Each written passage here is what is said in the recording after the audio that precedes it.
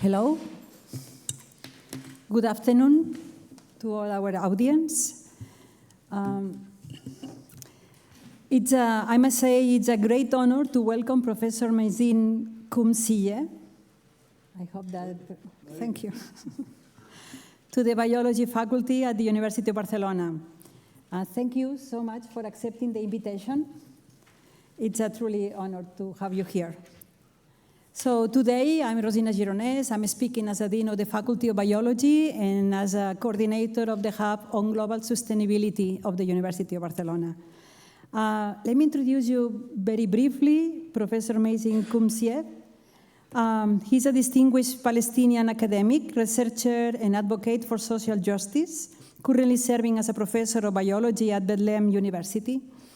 He's the founder and volunteer director of the Palestine Institute for Biodiversity and Sustainability, a leading organization in biodiversity conservation and sustainable development in Palestine. Professor Qumsiyeh has authored more than 250 scientific papers, 30 book chapters, and several books on topics ranging from biodiversity conservation to genetics and human rights. He has won numerous awards, and we cannot go through all the different activities that he has organized and run and promote. Let me just comment that he has been recently nominated as a Nobel Peace Prize. And in the words of the Nobel Peace Prize laureate, Mairead Corrigan-Maguire, who was the person who nominated Dr.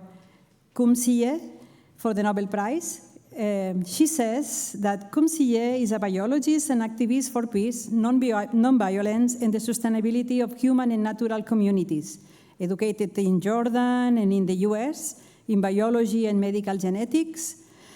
However, the pressures of the Israeli occupation on his people and the environment, culminating in genocide and ecocide, prompted Qumsiyeh to focus on a life of working for peace, non-violent resistance, and service to people and nature.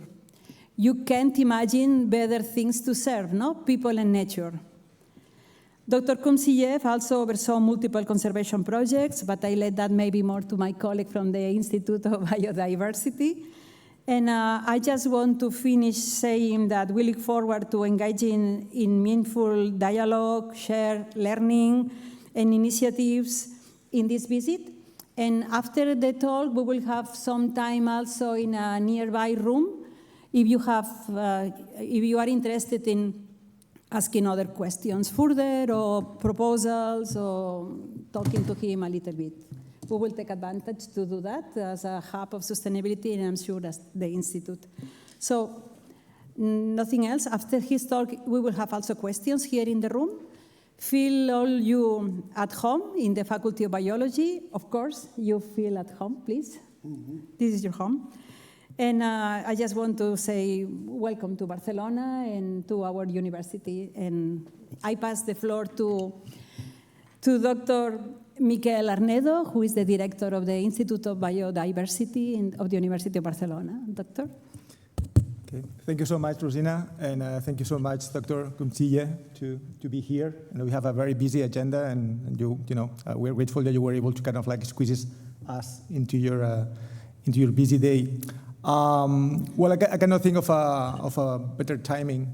When I say better is the word to have this talk here than in this week. Where there's been these kind of different demonstrations across the country, to complain about the current situation in Palestine. The activity we're going to have here goes a little bit beyond that, but it's of course affected by the current situation in Palestine and how that actually affects not only science, but especially society as especially society, quality of life. I say that because Dr. Qumsiyeh has been very involved, in different kind of research activities and practical activities, related, for example, with sustainable systems for cultivation using hydroponic systems, which is mostly motivated by the fact that they are basically losing their land and their water. So you have to come up with kind of brilliant ideas to survive. But that will be the kind of thing that Dr. Qumsiyeh will be talking in his conference. Again, I'm also very grateful. That was something that was organized like on the run, basically, during this week, as you probably have noticed by the fact that you probably got the the advertisement very recently. And for that, I really, I'm very grateful with a lot of people who has been involved, especially Eli Pasto from the Institute of Biodiversity Research, people from the Hub of Global Sustainability, also Fundació Sostenibilitat of the University of Barcelona. There has been really kind of like a team effort to to being able to organize all this in time. And again, thank you so much also to Rosina as a Daga of the Faculty of Biology, like always, is hosting us and giving the possibility of having this kind of activity. That's it. Again, thank you so much for being here, and the floor is yours. So thank you very much for this introduction and for your hospitality and for our tour of your very nice facilities and museum, vertebrates, animals. This is my favorite, of course. As mentioned, my background, I was in the United States and worked in areas like medical genetics and biodiversity. And today, I hope to accomplish two things. One is show you a little bit of what the challenges that we face, not as Palestinians, but as human beings. And second, show you that we can do something about it, and we are doing something about it. And many of you, we are very grateful for your support, the Palestine group, solidarity with us.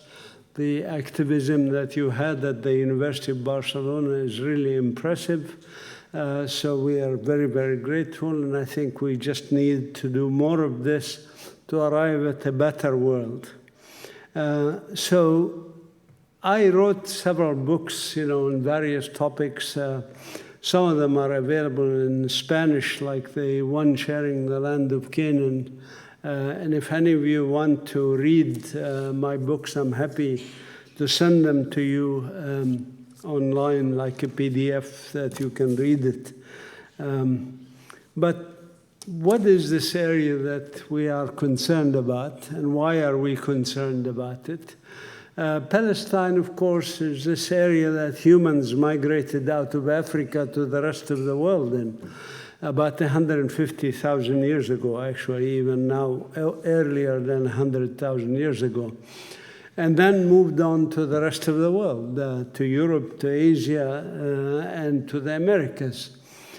So essentially, all your ancestors have lived in Palestine, and so your ancestors are Palestinians, if you want. Maybe that's not necessarily a good thing for some people. But anyways, it's this bottleneck where migration happened from. And even today, bird migration happens through Palestine annually. 500 million birds migrate from Eurasia to Africa and back every year through this. The rich biodiversity of the area, one of the richest for our latitude, of course, you have richer biodiversity in the tropics, like forests in the tropics, etc. But for our latitude, it's the richest country in terms of number of species of birds, of mammals, of reptiles, of plants, and so forth. And the mild climate there, and the fact that it has really good soil, made it part of what's called the Fertile Crescent, where humans first developed agriculture, where we first domesticated plants and animals. Plants like wheat and barley and lentils and chickpeas, and of course olive trees and other things, and animals like goats and donkeys and camels. The domestication of animals and plants allowed humans to develop what we call civilization. Maybe you need quotation marks about it, because I'm not sure we are fully civilized yet, but we are a work in progress as humans.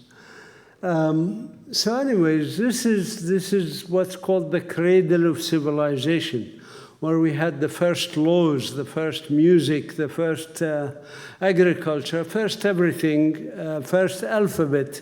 The alphabet that you use here, the ABCs, come from us. The A is from Aleph, which is a bull. That's why it's shaped like that, 2 horns. Just flip it, you get the A. The B is from Beit, which is a house in Aramaic or Arabic. So that's the origin of a lot of things. This is why it's an important area and an area that's worth being concerned about. It's also a cradle of civilizations in other ways, philosophy, laws like Hammurabi's laws, like also religions. Now 2/3 of humanity consider Palestine a holy land for them. That's Christians and Muslims. And of course, that together, those two are about 4 billion people. And Jews are 14 million people. They also consider Palestine a holy land. But 2/3 of humanity is a lot of people who think of this area as important. Now, the people of the area, my ancestors, this is what we dressed like, and my grandmother actually dressed like that. But also Palestine, not just a bottleneck for bird migration and exchanges of birds, but it's also for human exchanges. And Palestine was like this. This is a picture from 1932, where religious and secular leaders got together to object to the Balfour Declaration, which is about creating of a Jewish, quote-unquote, Jewish homeland in Palestine. Why do they object, you might ask? Why would these religious, secular leaders object? Including one rabbi, by the way, and their leading rabbi of Jerusalem. They object because they like this diversity. This is human diversity. So we love diversity, we like diversity. We don't want to be changed to something else. So this is the essence of our problem. Our problem in Holy Land, if you want to call it that, or Palestine, or the Fertile Crescent, or the land of Canaan, as I called it in one of my books. The essence of the problem is an attempt to take a pluralistic society with human and biological diversity and destroy all of that and make something called the Jewish state of Israel, with monolithic, one culture, one language, one religion. This is the essence of the problem. It's a very simple problem, by the way. It's not very complicated to understand that most of us object to it. My family, by the way, is Palestinian Christian family. And also we objected even when the Crusaders came, by the way. Our family objected to the Crusaders and we fought against the Crusaders. Why? Because we like diversity. We don't want to be all one religion or one culture or whatever. So people have lived in Palestine in relative harmony with nature and with each other for thousands of years. And the first lesson I want to just hope you take home with you, my major advisor used to tell me, and I never listened very well, but he used to tell me, tell them what you're going to tell them, then tell them during the talk, then at the end tell them what you just told them. This way they remember if somebody comes, wakes them up at 3 in the morning and asks, what have you learned from this talk? They should be able to summarize in one sentence. So what's the message I want to tell you? Is that biological diversity and human diversity are good. And we, the indigenous people, always fight for those. Always fight for human diversity, for biological diversity. The colonizers, the imperialists, the neoliberal capitalists, they don't like that. They want us all to have McDonald's, Starbucks, and be uniform and all do the same thing. They don't like diversity. So we love diversity. So that's a message if you want to take home, and now you can leave now that you got the final message of. Okay, but that's who our history is. What is the problem here and how do we solve it? Well, the problem is, as I said, very easy to understand in the context of a group of people who says, we don't like diversity, we want a Jewish state with one language, one culture, one religion. The Crusaders had the same idea. We want to come to Palestine, obliterate that diversity, and make a uniform Christian society. That's it. Kingdom of Christ, Kingdom of Jerusalem, whatever. Kingdom of God, you know? This is an idea. It's a political idea, of course, using religion. It has nothing to do with Christianity. Just like this political idea of Zionism had nothing to do with Judaism. It is an idea to transform a country to become a Jewish state, a country that was pluralistic and biologically diverse also, both in humans and animals and plants. To do this, the indigenous people had to go. So 530 Palestinian villages and towns, which you see on this picture there, on the right, were destroyed and to create the Jewish state of Israel. This is ethnic cleansing, we call it. And slowly and meticulously and methodically, Palestine was shrinking. And this map of shrinking Palestine was drawn by my son when he was 13 years old in 1998, when he saw the shrinking map of the United States, what became known as the United States, where the indigenous people, as you see, ended up in what's called reservations. We ended up in what's called Bantustans or ghettos or concentration camps like the Gaza Strip and other places. So what's the diagnosis here of this problem? It's very simple. It's called displacement settler colonialism. This is message number 2 I'd like you to remember. Diagnosis is displacement settler colonialism. Diagnosis is not a religious conflict. It's not a fight over land. It's not a occupation, military occupation, whatever. These are all different diagnoses, plural, but they are not the main diagnosis. And it is important to identify the diagnosis if you're going to offer therapy. If I have cancer, I go to a doctor and he misdiagnoses, he can kill me actually with his therapy, not cure me. So you have to make the right diagnosis. How do we know we have the right diagnosis? Very simple. You look at the symptoms, you do the tests. My background, medical genetics, so that's why I use this terminology. I give you one small example from my own village of Beit Sahur, the shepherd's field, where the shepherds heard the angels sing, went up to Bethlehem where Jesus was born.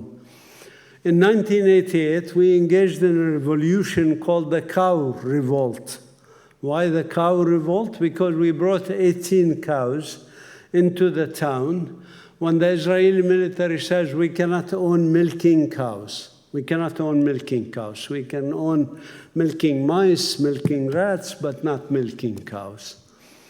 This is a symptom of the problem.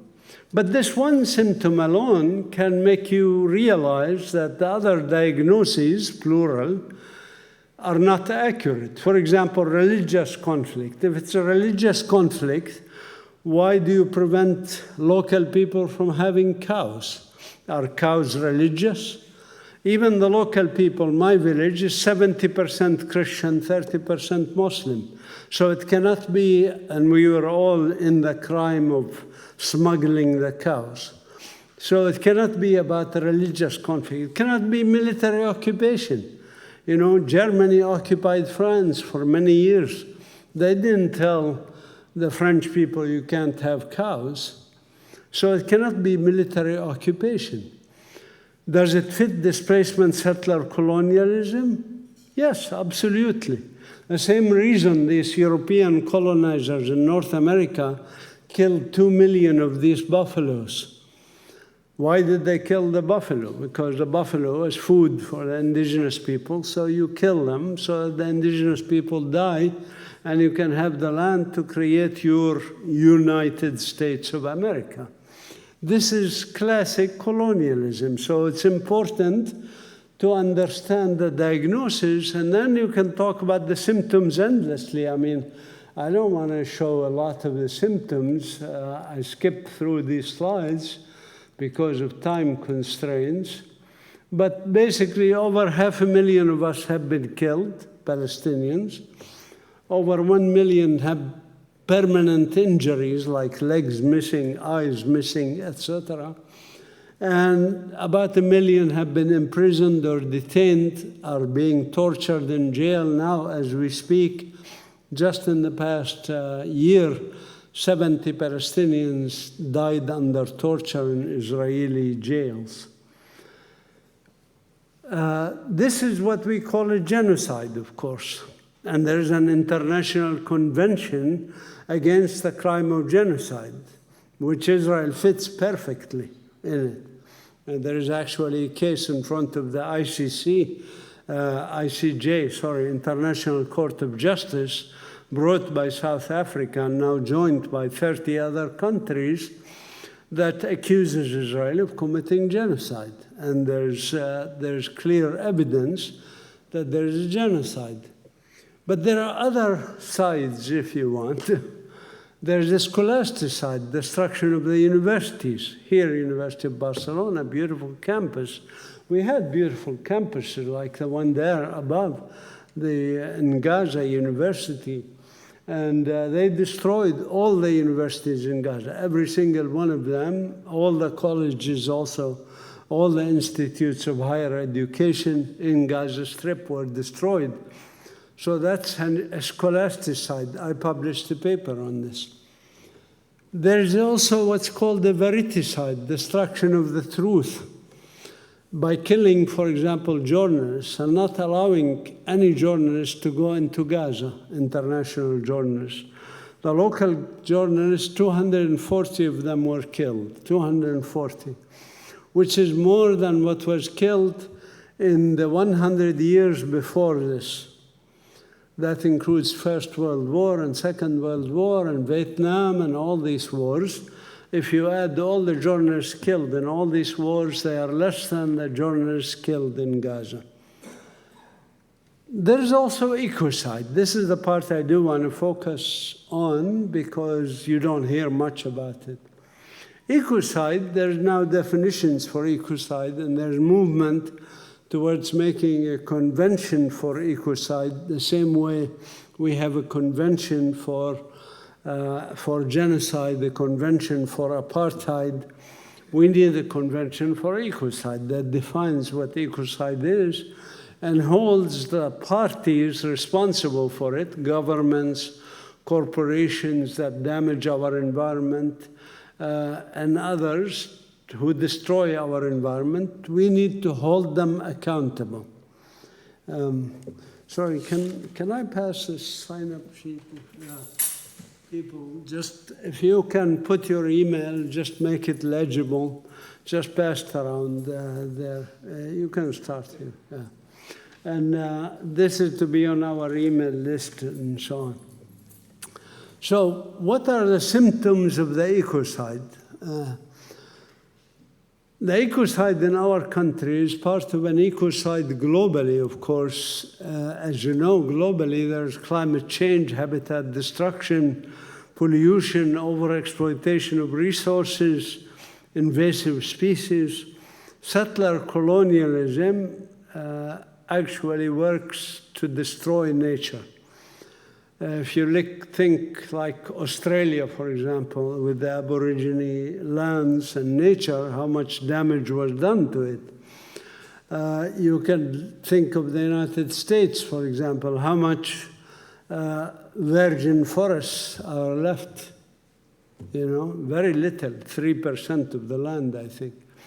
The European colonizers, by nature, destroy nature. We can talk endlessly about this and why they do it, but briefly, I mean, it's obvious. If you come to a foreign country and you want to make it a replica of your previous country, for example, in the United States, North America, you want to make New York, New London, New Britain, New this, New that, you're still connecting to the old this, York, for example, New York. So you want to shape the landscape to be reflective of what you left behind in terms of nature. You cannot have all these strange things hanging around, plants and animals. You want to have, for example, foxes for your fox hunts. So you bring foxes. In Australia, you bring rabbits, you bring this, you bring that. So invasive species changing courses of rivers, etc. Destruction of nature is part and parcel of colonization. It's integral to colonization. So in our case, for example, destruction of our tree covers, millions of Palestinian trees were uprooted, and Israel planted only one kind of tree in the 1950s and 1960s when they were created, and that's pine trees, European pine trees, Pinus halepensis. And this pine tree is not very good in our climate. It's susceptible to fires, as you see. And so you create these fires that are damaging to our environment, dry climate, etc.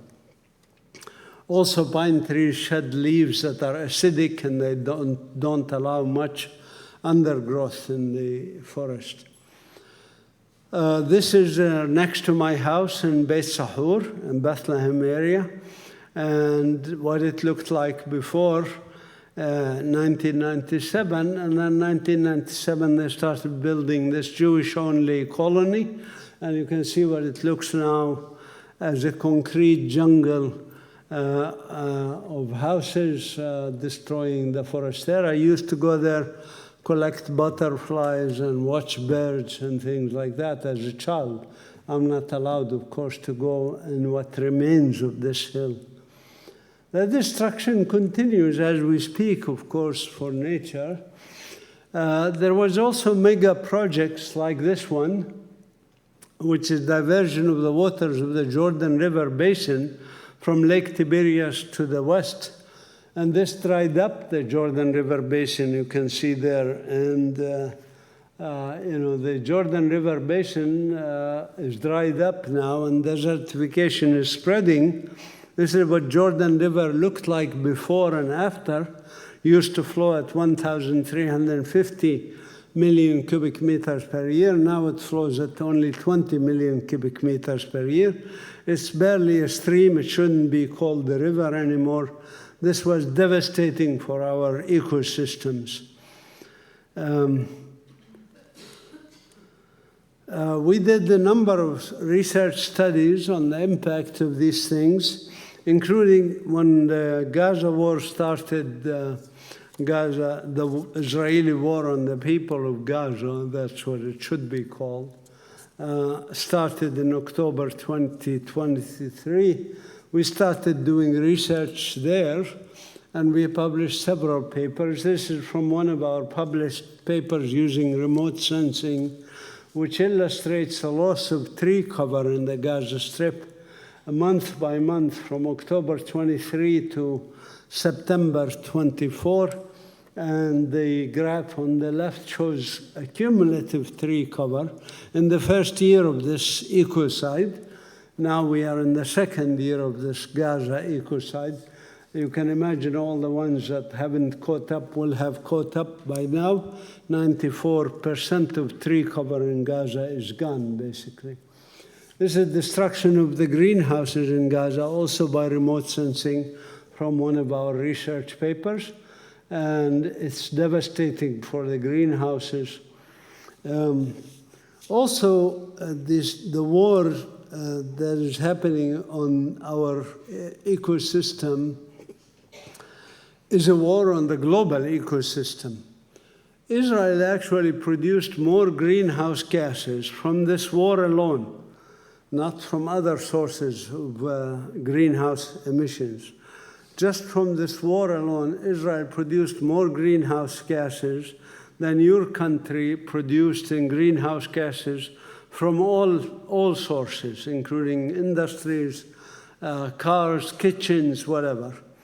That's because you fly jets, for example, jet fuels. You know how much it consumes when you have some 1.5 million or 2 million flights, sorties, as they call them in military jargon, sorties over Gaza to bomb Gaza or bomb Lebanon or bomb Iran or bomb Iraq. They bombed 7 countries, by the way, not just Gaza.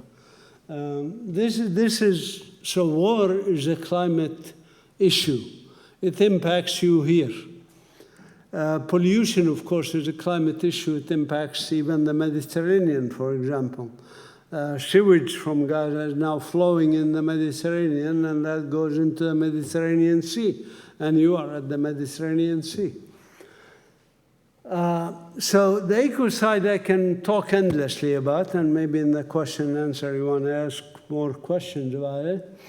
But there's also a medicide, destruction of the healthcare services, which also is related to ecocide. All these things, ecocide, medicide, scholasticide, are interconnected and interwoven. For example, when I talk about the destruction of medical facilities, most of the hospitals in Gaza were destroyed. Well, how does that impact the environment? Of course it impacts the environment, because there's diseases that start spreading, because people don't get treated, because people die of simple diseases like simple diarrheas and things like that. So the situation becomes catastrophic environmentally, medically, socially, of course. When you destroy the universities, of course, like you have a nice university here with centers for biodiversity studies. Imagine if you don't have that, what happens to studies on the environment and protection of the environment. So all of these things are interconnected. Here is again on the destruction of universities, destruction of museums, destruction of churches and mosques. The third oldest church in Palestine was bombed by Israel in Gaza. So this is a picture from Gaza on the right, 2014 actually. This is not a recent picture, but I like it because it shows you what Mother Mary really looked like, if you want, because she was Palestinian, born in Palestine. And this again shows you what we look like and so forth. And now I want to come to the second thing that I want to talk about, which is what can we do about this? Where can we go? How can we fix things, if you want to use that terminology? So Jessie, my wife, raise your hand. Jessie is over there, by the way. And I came back to Palestine in 2008. We gave up good careers in the US. I was a professor in medical schools like Duke and Yale, running laboratories, things like that. Gave up all that good life. She was an accountant, also making good salary. We gave up all of that. Went to Palestine in 2008 for a 0-figure income. Sometimes I teach one course at the university, which they pay me for it, what's equivalent to enough to pay the gas for my car. So it's not a source of income. But anyway, we gave up all of that. With the money we saved, we actually started this institute called Palestine Institute for Biodiversity and Sustainability. And it's an institute with a vision that's very logical. We want sustainable human and natural communities, right? Everybody wants that. Hopefully everybody, not necessarily colonialists or imperialists. They want more money. That's what they want. But anyways, our mission to achieve this vision, to work towards a vision, involves research, education, conservation, and community service. Why research first? Well, I cannot educate children about butterflies in Palestine if I don't know what butterflies exist in Palestine. I cannot do conservation of our environment if I don't know what's the threats to our environment. So research is always number one, most important. And we published from this institute, since we founded it in 2014, we published 160 research papers.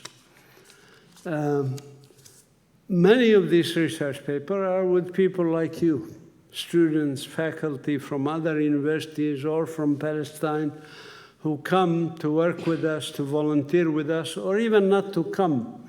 From abroad, they help us, we do research together. So we can do research with you if you want, on any subject you want, because I can give you a list of 1,001 subjects to do research on, because hardly anything has been studied in Palestine. And then we do education, then we do conservation and so forth, and in doing so, we are achieving the UN Sustainable Development Goals, etc. I'm going to skip some slides. This is just some slides of our work, but better yet, I'll show you a video, short video of 6 minutes, 6.5 minutes about what we do. So I'll skip all of this. Yeah, let's just show the video then.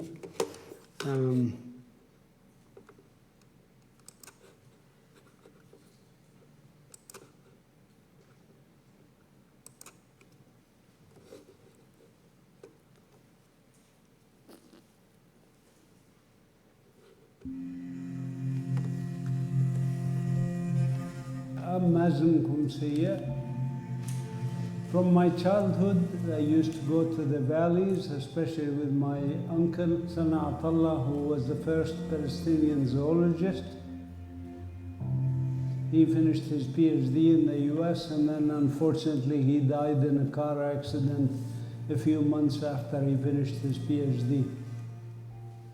His dream was to eventually build a museum of natural history. He didn't get to do that, but as a child, I committed to finish his work, follow in his footsteps. My wife and I, after we returned from the US, we donated $250,000, and we started this Palestine Institute for Biodiversity and Sustainability in 2014. And the museum grew faster than we expected. From its beginning 10 years ago, the museum grounds became an oasis of peace and a magnet for people from around the world seeking to help people and nature. في 2014 بلشت كمتطوع، بلشنا على تطوير هذا الموقع من مخزن للأثاث والمعدات ولمواد البناء. اليوم الحديقة اتطورت، صار في عندنا مسارات تخدم الزوار، تخدم كمان الباحثين. الحديقة النباتية تخدم الزوار للتعرف على بعض النماذج التعليمية زي البركة البيئية، أنظمة الزراعة المائية والاستزراع السمكي، الحديقة المجتمعية، بالإضافة لحديقة أطفال. This institute serves as a great and unique educational tool for all kinds of people, whether students like I was, children, women, educators. We worked with more than 12,000 school students and more than 20,000 international and local visitors. Our natural history exhibit is also a great tool to teach people and show people all of the biodiversity found in Palestine. We also have a mobile educational unit, which is basically a museum on wheels that we take all over the West Bank to marginalized communities that are not able to reach us. Our institute at Bethlehem University had miraculous achievements that are detailed in our 10-year anniversary booklet. Some of them include leading the efforts to create the National Report for the Convention on Biological Diversity, create the National Biodiversity Strategy and Action Plan, as well as formulate a new protected areas network. We developed valuable collections including thousands of invertebrate and vertebrate specimens, herbarium specimens, hundreds of zoological and paleontological specimens, rare and antique books, as well as ethnographic, historical, or cultural items. The Institute at Betlem University has become not only a national institute, but also a regional and global institute and a destination for researchers and visitors from around the world. In terms of research, we published 128 research publications. We have also conservation efforts.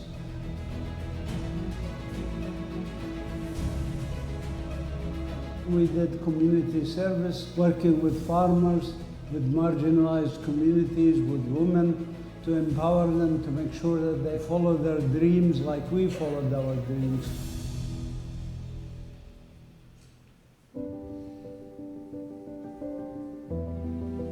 The museum here is an oasis in the midst of the occupation and the war zones. It is a beautiful place to preserve nature and learn about the biodiversity of Palestine. I am learning so much as I volunteer here.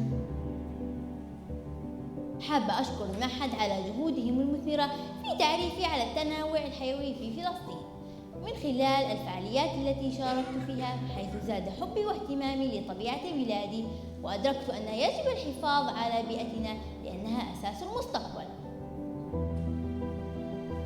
I'm addicted to love of this institution and all it stands for. I love to volunteer here and observe nature and busy people working to leave this world a better place for future generations. I followed the dream of my uncle, and with the help of these volunteers and my wife, we were able to achieve more than we expected in those 10 years. I want to thank our volunteers and our staff and everybody who contributed to this project. Thank you.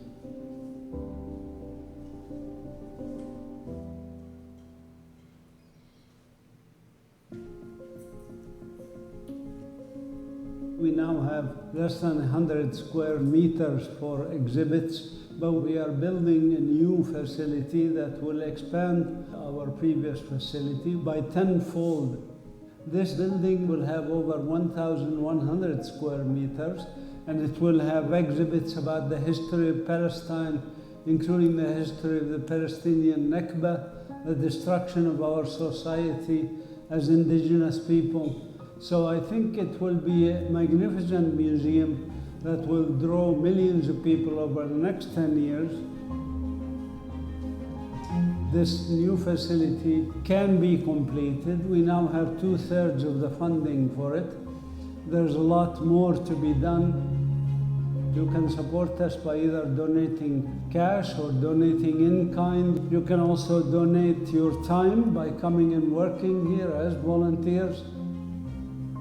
All of this can happen with your support, with your help. Thank you.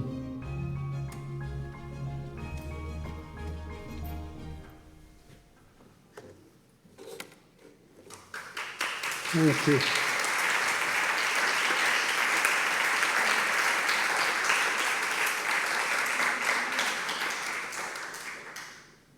Thank you. I'm happy to take questions if you have any questions, but I do want to emphasize that we welcome volunteering, whether remotely or on-site. You know, we had over 600 volunteers in the last 10 years. 80% of our labor is from volunteers. Volunteers come from 47 countries, and they don't even have to come. You can volunteer from here. You can help us in whatever skills you have, graphic design, media, databases, etc. There's many ways you can help. And so we would welcome any volunteerism. Thank you. So now, there's microphones. If people want to ask questions, please do. And feel free to ask about any question. Oh, I have to follow my major advisor's words. So what did I tell you? That we like human diversity, we like biological diversity, and we're working to protect them against difficult odds. But if the illness that we have is displacement settler colonialism, the solution is very clear, is to have sustainable human natural communities to restore biological diversity, to restore human diversity. And this ultimately is good for everybody, regardless of whether they are Jewish, Christian, Muslim, whatever, Baha'i, Druze. And it's also good for nature. And that to do this, we do it with you. This is not solidarity in many ways. I like to think of it as joint struggle, because your issues are my issues. It's the same planet, Earth, that we have. So a joint struggle is what we are after. And this is the bottom line message, again, so that you can remember it. Okay. Well, thank you. It has been really impressive. And it has been really impressive for the testimony. It has been really impressive for your dedication, for the objectives. And it has been really impressive for the hard reality we have in our world. Yes? It's not... No, just bring it closer to your mouth. It's okay. Okay. Yeah. No, it was okay. No, it's working. Now, sorry. Yeah. Speak louder, because my hearing is... Sure. Well, thank you very much. It has been a really impressive, absolutely impressive talk. Impressive because I think that helped us to realize more a reality we have quite near, but we only have some information, not all, and of course different feelings. We live it in a different way. So it has been wonderful to get all this information, then to get your testimony. Yeah, I guess we will be really proud to help, and we can think about it and to see how may we help. But which is clear, and every time more, is that we need to build a sustainable scenario, and we need to do it all together. And it's no place for people not doing that. So it's a mission for the whole society, not for a country, not for a region. We have a mission for the whole society. So I think we are all together, as you said, in a struggle, no? So I will start with one question, because I guess we will have time later on to talk more quietly. But my question is also related to the society, the Palestinian society now. Because this plurality, it's always harder and harder to find anywhere. And you come from a really plural society in the past. We were also proud of our 12th century or 13th century, because we were here also together, Muslims, Jewish people, and Christian. And then other darker times came later, whatever. So my question is now, do you think that still this plurality is present in the Palestinian society, or all those years of colonization, all those years of terrorism could now make it a different society? Just to get the sense, no, of the nowadays society. Yes, thank you. Thank you. I mean, Palestinian society is not any different from the society here, Catalonia. We are a diverse group of people. You know, yes, most of us speak Arabic. And yes, majority of us are Muslim, minority Christian, Druze, Baha'i, other religions, Samaritans. But we are like any other people. And any people on earth, you find people that are thinking of the collective, thinking of doing things collectively and protecting the environment. And there are also people who don't care. You know, that's also natural if you wanted. That kind of diversity is also there. So I understand that that's what societies have, and I work to try and encourage more people. That's why we work with children. That's why we have mobile museum. Children are more pliable than adults. Adults sometimes reach a point where it's hard to change them. But children are easy to, because they are always curious, they're always asking questions. You can get them to act in a positive way towards nature. I don't say we teach them, we create the environment for their learning. You know, there's an old Chinese saying, my wife is Chinese, the old Chinese saying goes like this, I hear and I forget, I see and I remember, I do and I understand. So we create an environment where they are doing things, as you saw with the pictures, for example.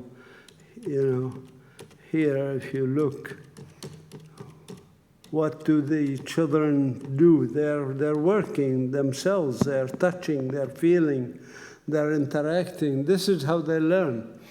So like I create the environment for a plant to grow by providing it with soil and air and water and sunlight, I create an environment for these children to develop intrinsically. They have the capability to develop, just like a plant seed has a capability to develop. So that's our society, and our society is diverse. We're 15 million Palestinians in the world, now distributed in something like 140 countries on earth, or more than that. Probably there's not a single country that I know of actually that doesn't have Palestinians. And of course, still in Palestine, 7.2 million of our people, about half our people, are still in Palestine. So we continue to struggle, we continue to survive with supportive groups like here. You have a group that's supporting Palestinians, farming and other areas. So we continue to exist. We're not heroes or anything. We're like any other people. We also have corrupt Palestinians, by the way, and Palestinians who are colluding with the occupation, and Palestinians who damage the environment, and Palestinians who are like Donald Trump and Netanyahu, narcissistic, idiotic Palestinians. So we always have those kinds of things, and we just have to keep working, again, focusing on the new generation, which is where hope lies, I think.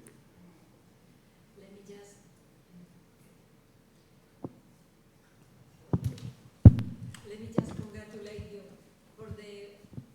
for your project of building this space for all those children to learn, and I think it's a wonderful objective, and I think you did amazing work for 10 years. So thank you very much. Thank you. Yeah, Professor yes, go ahead. Thanks for your very interesting talk.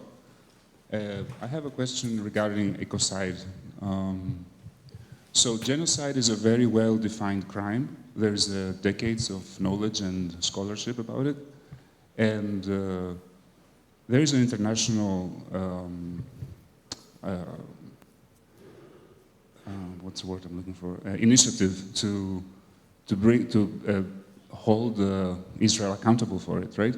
Are there any similar initiatives regarding ecocide? What's the legal status of an ecocide? The role of international institutions, yes, you mean like the UN and yes. International Court of Justice, International Criminal Court, and all of that. How do I be diplomatic about it? We have a choice here. The history of humanity is that after every war, after every global war, they come together to do something.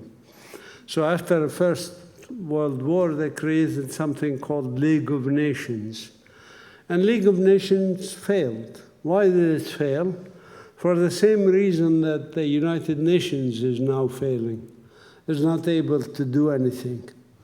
because they set up the system to be basically prone to control by the large great powers.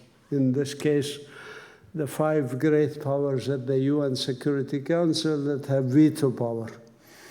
So even if the rest of the world wants one thing and the United States wants something else, what the United States decides will go, because they have veto power.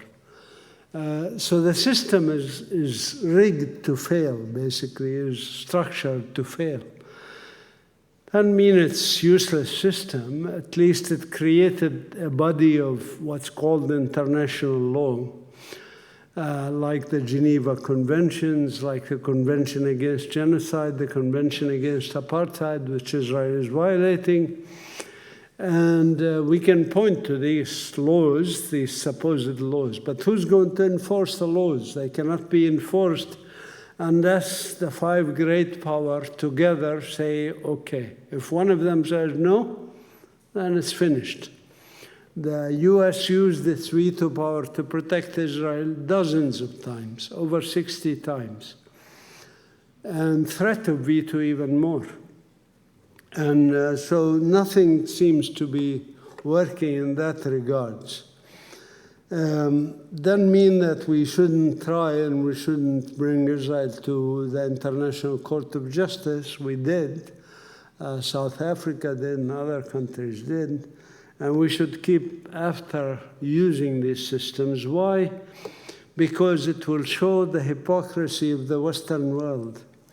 It exposes that hypocrisy. So international organizations like the UN, like the UN Food and Agricultural Organization, like UN, like the Red Cross and other organizations, they have laws and they have regulations that are very clear. And we point out to them that they're violating their own laws. The European Union, by the way. The European Union has a law that says the European Union cannot support states that persistently violate human rights. Well, Israel persistently violates human rights according to the EU itself. And yet the EU gives Israel $600 million just for research and development, which are research and development, most of it for military uses, from the EU.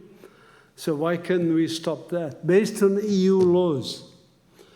So that's why Palestine is also very important, because it's a litmus test for these international organizations. And it could, if they don't fix the UN and they don't fix this broken system, and that leads to another world war, like happened between the First and the Second World War. The League of Nations failed. So then now the United Nations, if it fails and leads to another world war, which could happen, I give it actually 70% chance of happening, pretty high chance. Then this time there won't be any winners in this global war, by the way. Only winners will be cockroaches because they are resistant to radiation. And as a biologist, I say, well, we humans, Homo sapiens, had our chance. Let cockroaches have their chance, I guess. You know, and maybe in 1 billion years, cockroaches will be typing on their mini computers and writing how dinosaurs became extinct because of the meteor that hit planet Earth, and how humans became extinct because of our stupidity, you know? I guess, you know, that could happen. But, of course, we have to work against that. We have to try and fix the UN. We have to try and fix international order. We have to push our government to stop arms exports, stop arming. If you want peace, you don't arm, you know? You don't send arms to belligerents, as they call them in international law. So that's very clear. I mean, the Spanish government actually is better positioned than many other European countries in this regards, but they still have a way to go. So we should all work on these things. Other questions? Feel free also to ask devil's advocate type of questions. I like those challenging questions to get me to think.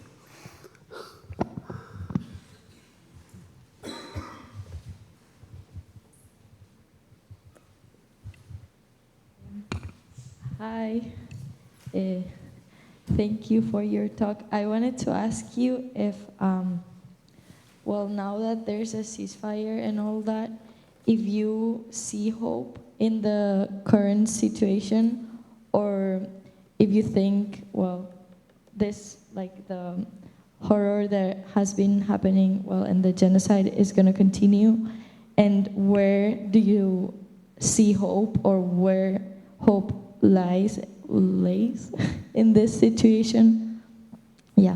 I didn't quite get it. Somebody could. Okay, I'll repeat it. Try and speak louder. Sorry. Can you hear me like this? Yeah. Okay. So now that there's a ceasefire, are you more hopeful and about the current situation in Gaza, or do you think the horrors are going to continue? And where do you think there is hope for this situation to end? What's happening in Bethlehem University? Or? No, in Gaza. In Gaza. Yeah. You have hope. Huh? If you have hope. COP30 in Brazil. Hope. What if I didn't have hope? I would commit suicide. I mean, what is hope, if you want to talk about hope? Hope is an idea that things will get better or can get better. But it's not something that's going to come from outside. It's going to come from inside. Each of us has to do what they can. That's how you get hope. I don't remember who was it who said, peace is not a destination. Peace is the road that you go on. So peace is also hope, you see. So if I choose the road of peace or the road of hope, that's what I'm choosing. The outcome is not really relevant to hope. It's not relevant to the issue of hope for me. As I said, as a scientist, I give us 70% chance of ending up in a global war. But that doesn't mean I should stop working because there's a high probability I will die in the next 5 years, by the way. I give it that soon. So it doesn't matter, even if it's in the next year, even if I knew the world is ending in a year, 100% chance even.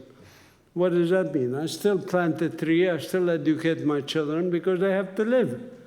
They have to live as normal human beings have to live.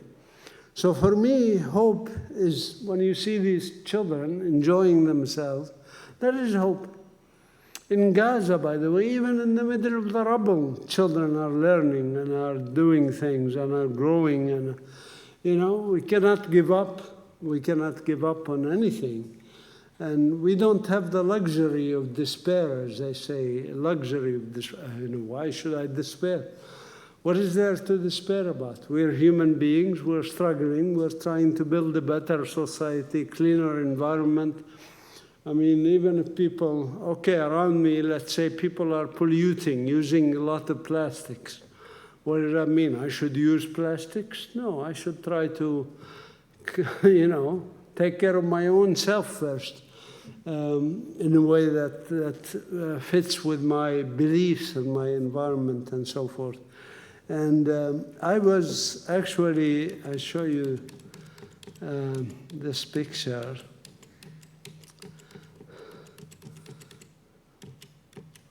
This is a picture of me being arrested.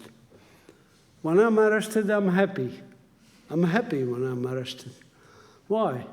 Because it's giving me an opportunity to grow as an individual, to talk to these soldiers, as you see, trying to talk to them, trying to reason with them like this. This is, This is the hope. Of course, they have power. They have nuclear weapons. They have everything. They have billions of dollars. What do I have? I have this small institute that serves the community and does permaculture, aquaculture. But I am happier this way. That's what I look for. In the slavery period, there were what's called house slaves and field slaves. The field slaves were under the whip, but they had the freedom within them, you know. The house slaves were ones who kind of given up and said, there is no hope. Slavery will always be here. I might as well get better food with my master because slavery is an institution that will always be there. Okay, they made a choice. Every one of us has a choice to make. Do we want to be on the side of the oppressed or on the side of the oppressor? If you want to be on the side of the oppressor and want to get rich off of misery of other people, you can do that, by the way. And the universities also will provide you with the tools to do it. And now you even have AI that can help you. You can write in AI, how do I become rich? And AI will come up with answers for you.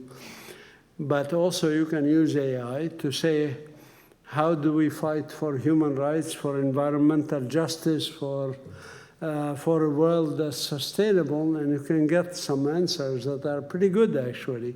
From AI, sometimes they come up with things. Sorry, the question I think was related also to the current peace agreement. Oh, the current peace agreement give me any hope? There's no peace agreement. It's not a peace agreement. It's a ceasefire agreement. And how many ceasefire agreements have been in our country by Israel, signed by Israel since 1948? I lost count. Every single one of them was violated by Israel, 100%. That's also expected, by the way, not unusual. Every single ceasefire agreement signed between the United States government and the indigenous people of the country, every single so-called peace agreement they signed, they violated, 100% of them. That's natural for colonialists to do that. It's they sign agreements, they break them because they're powerful, they have might, they have guns. So these ceasefire agreements, so to speak, or peace agreements, if you want to call it, like the Oslo Agreement, is not about peace, it's about pacification, about suppression of the local people. That's why Trump and Netanyahu have agreed to this so-called agreement that they wrote themselves. Trump doesn't write anything, by the way. I don't believe he even knows how to write. But anyways, the people, his handlers in Tel Aviv are the ones who write his speeches and his decisions regarding foreign policy. So they wrote to him and said, this is what we want now. We couldn't kill off the resistance by arms, so we want you to help us kill it off by some other mechanism. And that's what this agreement is about. But it won't work. It won't work because simply it's not intended to bring peace. What is to bring peace if you want hope for peace? Two things: international law and human rights, which are absent from any agreement so far written by Israel or the United States or any of the European Union or the Arab so-called peace agreement or peace offer to Israel based on a two-state solution, or the George Bush agreement of 2002, which was 4,217 words, in which you don't find those four words, human rights and international law. How could you do something supposedly to bring peace that ignores human rights and international law. You cannot.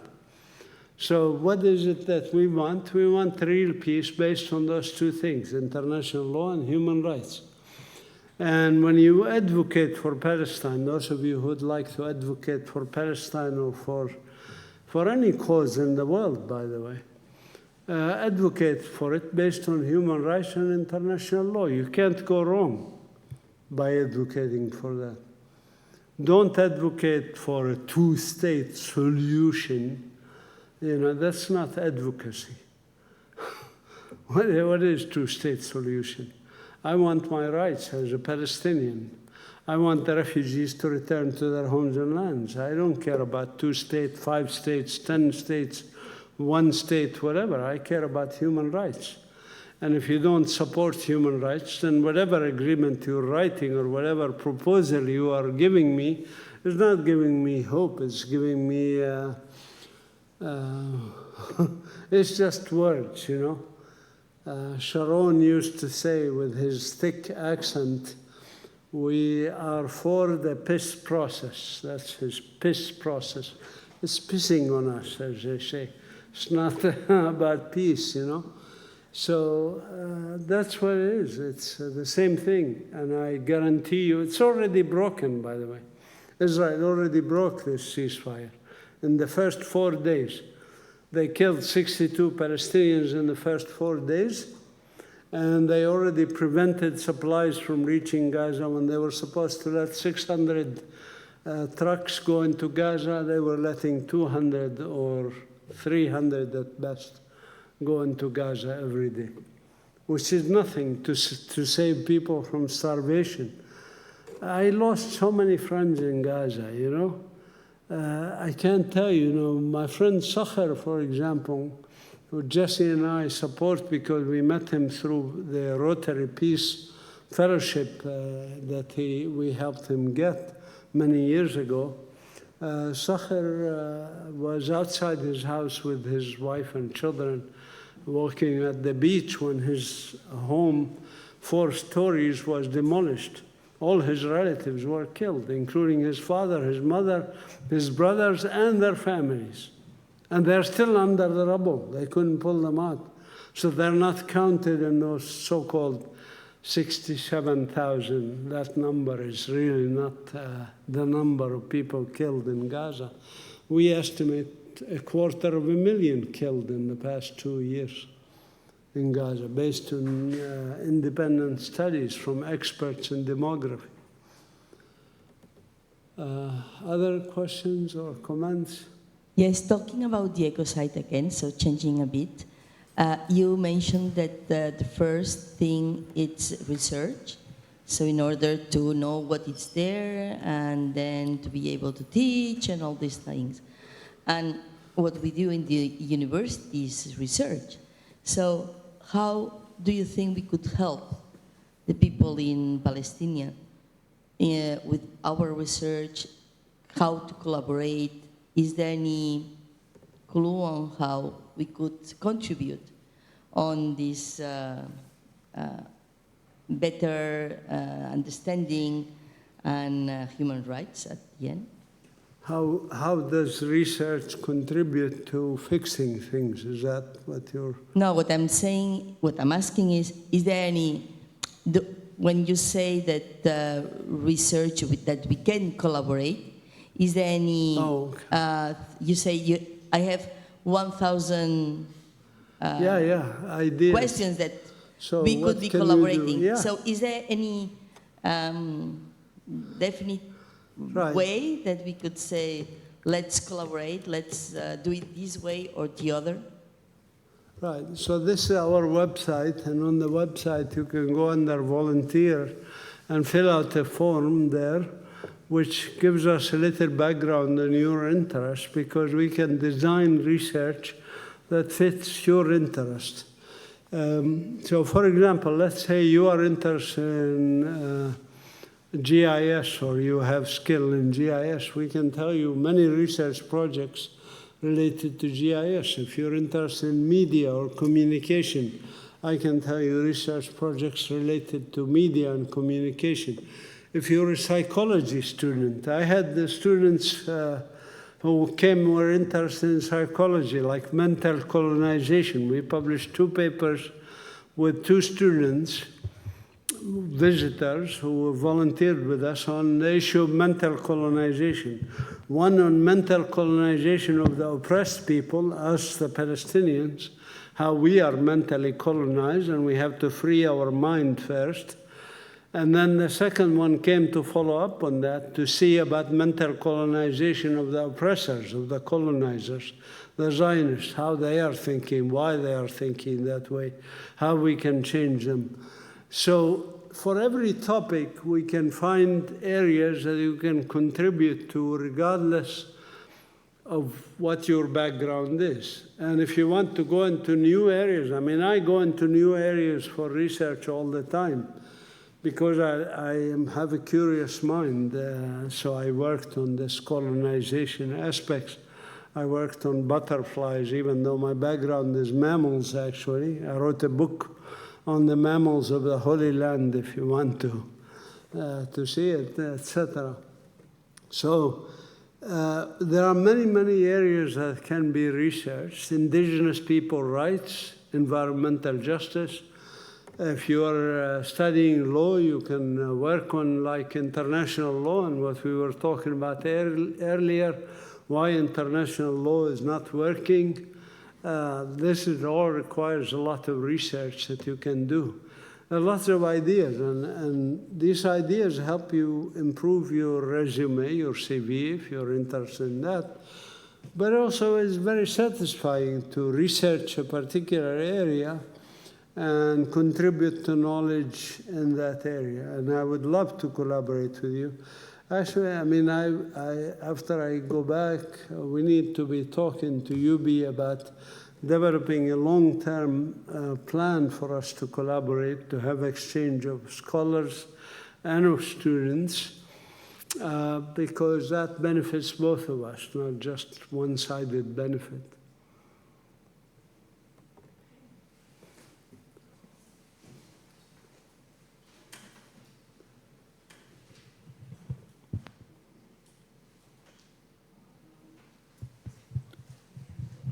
Hi.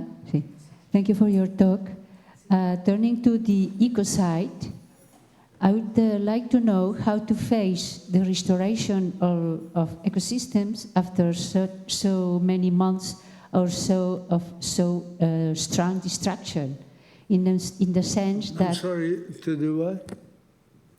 After so many months of great destruction,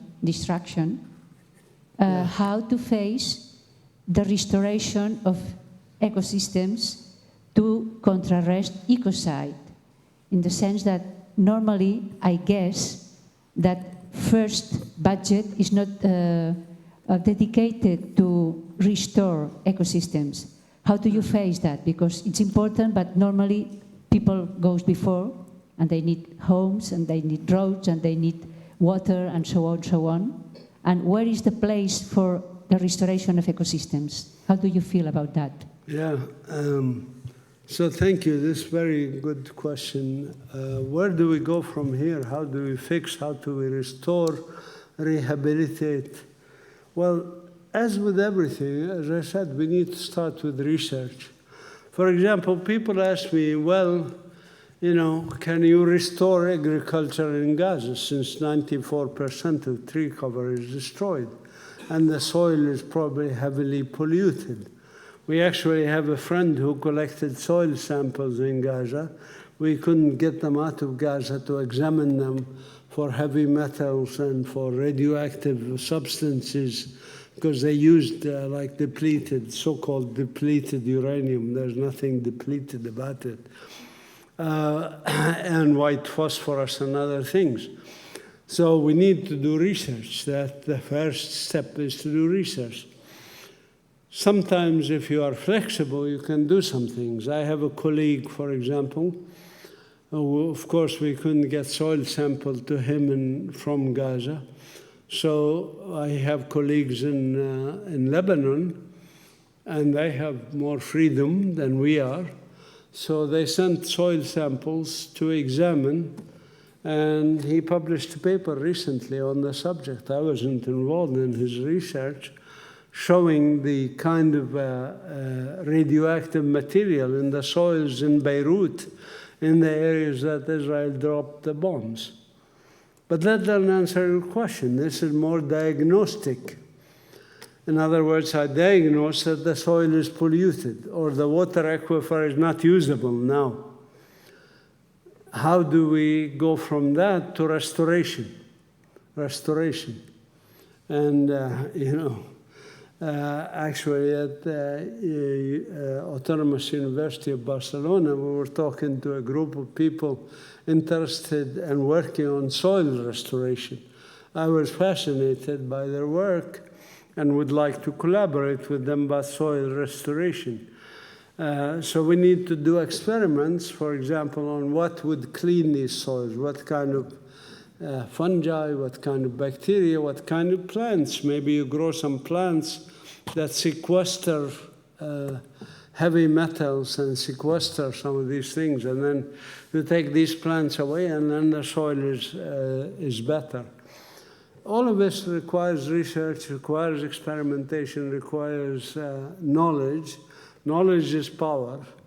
And that's why you are very lucky in being at the university where you have the freedom to explore, to research, to do what you need, what you want to do regarding any area of knowledge that you choose. It doesn't have to be even the area you study. I mean, I studied mammals. I end up doing research on chromosomes of humans. I was the first one to explain why humans have 46 chromosomes, by the way. This is out of curiosity. If you're curious, if you have curious minds, when I ask why do humans have 46 chromosomes, why not 100 chromosomes or 10 chromosomes? You come up with the answers eventually, and they became significant answers that are now in textbooks. So always ask questions like the questions you ask. How do we restore? Where do we restore? When do we restore? Is it possible? Is it not possible? These questions lead you to answers. And we all have minds, we can explore the answer. The answer is not as important as the question. Well, they are important, but the importance comes from the question. When Newton saw an apple fall and said, why did it fall? Why didn't it float up? That led him to the theory of gravity and all this stuff. So that's the significance to ask sometimes silly questions. Why do humans have 46 chromosomes? Why is there spontaneous abortion associated with chromosome abnormalities? I asked that question and got the answer that nobody else had answered before me. So I always have a curious mind to ask questions. Why do the Zionists behave like this towards us? What is their psychology? This is a psychological question. And we end up publishing a paper on it. So everything, you start with a question and then you can arrive at the answers. Any other?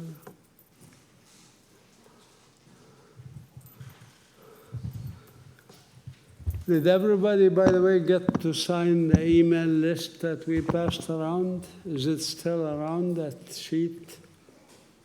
Okay.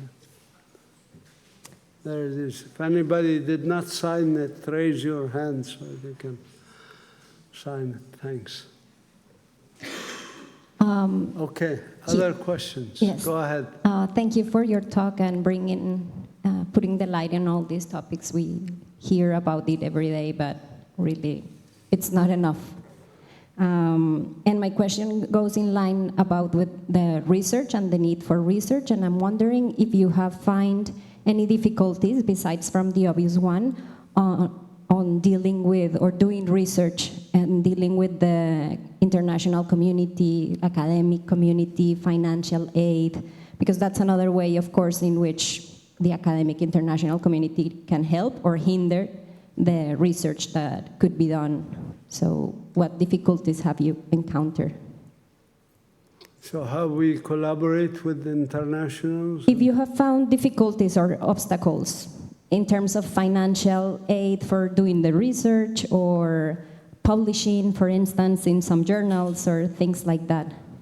Well, all research is now collaborative research. All our research is collaborative with people from both locally and internationally. And I'd like to do more comparative studies also. For example, comparative studies about the treatment of Aborigine in Australia and the treatment of Palestinians, a language that's used by the colonizers. So we look for those kinds of collaborations, and I'm not sure I'm getting the question. I think that hence is that you haven't found difficulties. It's been easy, relatively easy for you as a researcher and in Palestine to do research. I was just wondering, because I know from researchers in other countries, for example, Iran, where it's difficult for them to publish their own research. Oh, to publish the research. Or find funding. Yeah. And I was wondering if it's the same case for Palestine. Well, when there's a will, there's always a way to find a way to do it. I mean, I got some papers rejected because they have the word Palestine in them. That's what I was And the editors say, there is no such thing as Palestine, a Zionist editor or something. I challenge those. I explain to them, for example, that the Israel Academy of Sciences publishes a series of books called Fauna Palestina and Flora Palestina. And if the Israel Academy of Sciences recognize that Palestine and Palestina is a geographic designation, no more and no less, whereas Israel is a political entity. It's not a geography. There's no geography called Israel. Israel is the only country on earth, if you want to call it a country, that doesn't have borders. It's a project. It's not a state. It's a project that's expanding, and now it's in southern Syria and took parts of Jordan, parts of Egypt, parts of Lebanon, and they want to expand from the Nile to the Euphrates eventually. So we just have to keep working at it and keep pushing, and we do succeed. I personally published 250 research papers. Most of them are collaborative, of course, but this is, you can succeed even against all odds. And nowadays, it's much easier than it was when I started publishing. I published my first paper in 1980. That's 45 years ago. So things have changed since then. Now there's much more sympathy for Palestine and for what we do. Any others? Hi. Yeah. You can listen to me, right? After the agreement on a ceasefire, TV news and newspapers have let us see how there has been beginning onto cleaning and repair of the city of Gaza. And there has been confirmed that it will last many years to see noticeable changes in the city of Gaza to make it habitable again. There are primary issues that need to be treated first, I guess, such as poverty, healthcare, child hunger. And my question, and I think it follows a bit with what has been said before, it's where does ecocide place onto this? I'm sorry, what kind of what? My question is where does ecocide place itself on the things that need to be treated first? Would it be something that would be later after treating poverty, child hunger, and many other primary issues, or will it be something that it's treated at the same time? I don't know if you know what's the budget to afford these issues, and how can it be organized? No. Jesse, you take it if you want to. You didn't understand it. Okay. Oh, sorry. Quite. Give it to Jessie. Let her tell me what you understood. What? Did you mean does remedy the ecocide ahead of other issues, because there's a health, there's other lots. Poverty, child hunger, there's many other issues that need to be dealt with. Are you going to have ecocide, fix the ecocide first, or together with all the other fronts all together? Or, come after all the other critical issues are fixed, then you will deal with the destruction of the ecocide. Yes, I mean, I focus on ecocide because I'm interested in environmental issues, and also because I think it's devastating for our planet. I actually think, if 10% of the population of Gaza is killed or injured permanently so far, it's actually more than that, more than 10%. I think double that will die or suffer in the next 20 years because of the ecocide, because of the pollution, because of the white phosphorus, because of the depleted uranium and cancer. And actually, these are more painful ways to die than a bomb dropping over your head or being shot in the head. So I personally prefer to die suddenly than die with the disease that happens because of the ecocide. So this is part of the reason why I work on it.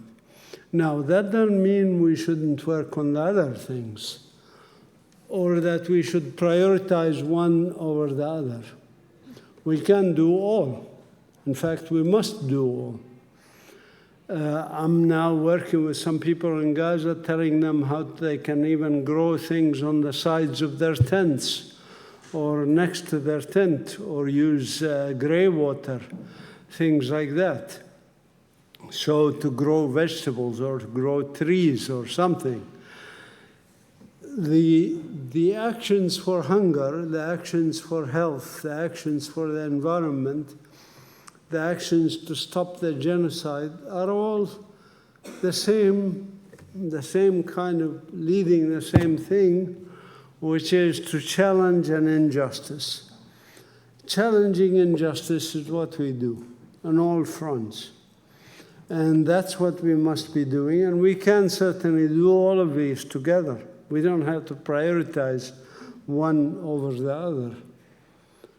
So that's what I do. I mean, if you heard my talk, you saw how I covered many areas. I mentioned scholasticide. Okay, scholasticide, what to do about scholasticide? The universities in Gaza are destroyed. We at Bethlehem University offered courses to students, university students in Gaza, so that they can graduate. They can graduate. I even paid the tuition at the university in Gaza for one of the students so that they can give him a certificate, because he finished all the requirements. But he doesn't have the money to pay the tuition money that's left for him to get his certificate. So I work on scholasticide, but that doesn't mean I stop working on ecocide or genocide or medicide, destruction of the healthcare services. Yeah, can you maybe. Okay. So, as a PhD student, I really feel like something really important for me is the connectivity, like the international connectivity with PhD students from other countries or labs from other countries. And probably the key of this is like what you were saying about diversity.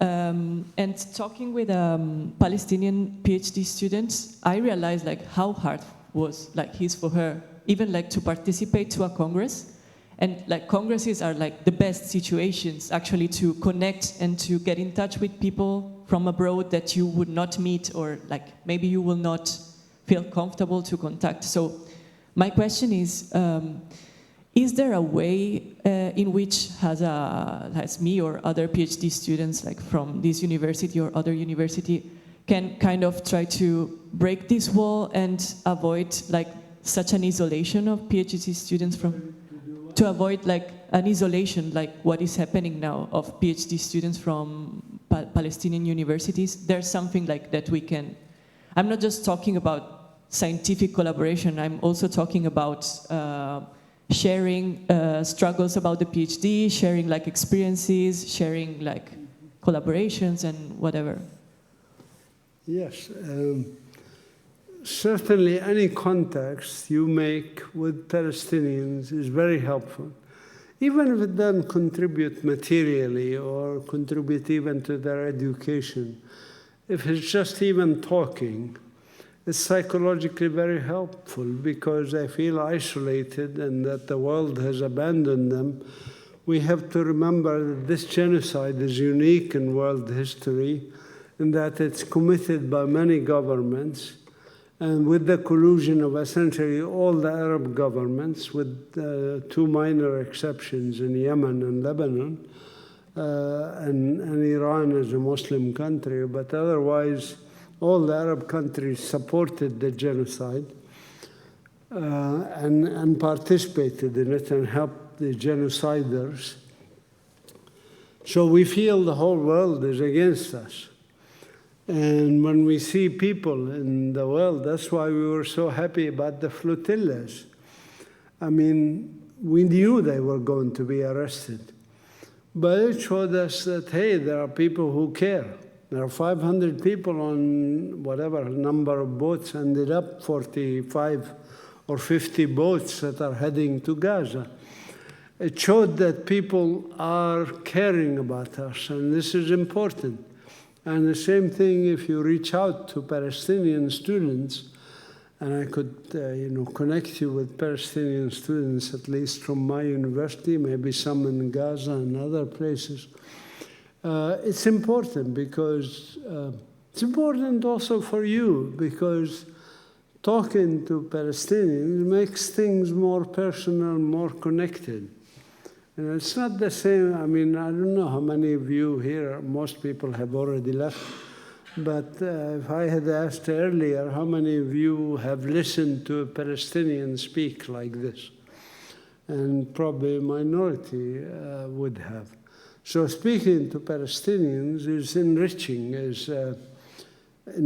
to both the Palestinian and to the international person. So yes, I think the more of this, the better. And this connects us to our joint humanity, if you want. That's important. Okay. Thank you.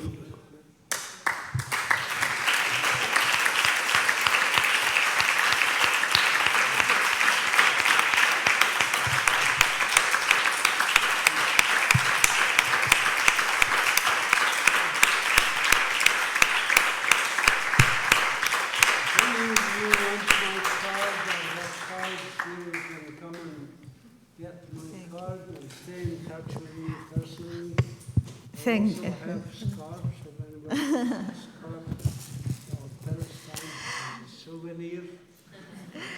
Thank you, many, thank you, Dr. Qumsiyeh. Thank you to the audience, thank you to the Faculty of Biology and the Sustainability Hub and the Institute of Research, Institute of Biodiversity.